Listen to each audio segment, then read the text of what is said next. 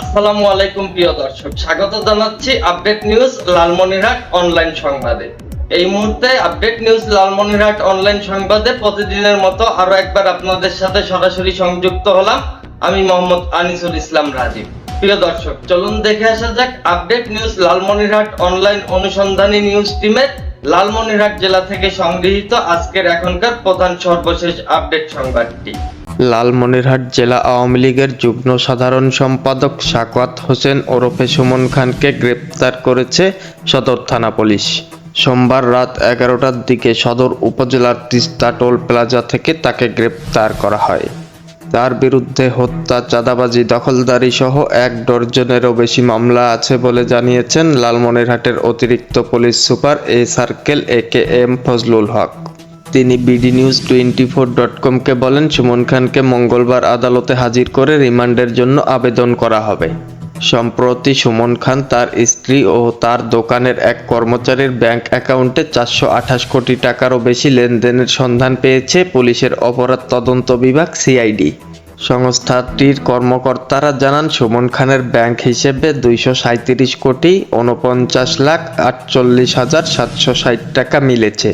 তার স্ত্রী হিসেবে 4,49,35,00,000 টাকা রয়েছে। এছাড়া সুমনের দোকানের কর্মচারী তৌকির আহমেদ মাসুমের ব্যাংক অ্যাকাউন্টে 186,95,00,000 টাকা লেনদেনের তথ্য মিলেছে।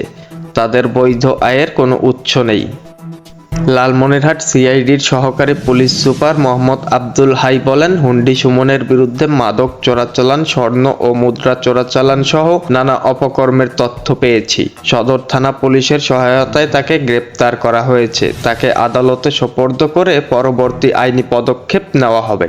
আওয়ামী লীগ সরকারের পতনের পর সুমন খানের বিরুদ্ধে বেশ কয়েকটি হত্যা মামলা হয়েছে। 5 আগস্ট শহরের মাস্টারপাড়া শহীদ মিনার এলাকায় তার বিলাসবহুল বাড়ি ও ব্যবসা প্রতিষ্ঠানে আগুন দেয় ছাত্র জনতা। এ সময় স্বয়ংক্রিয় দরজা দিয়ে বেরিয়ে আসতে না পেরে অগ্নিদগ্ধ হয়ে 5 জন ছাত্রের মৃত্যু হয়।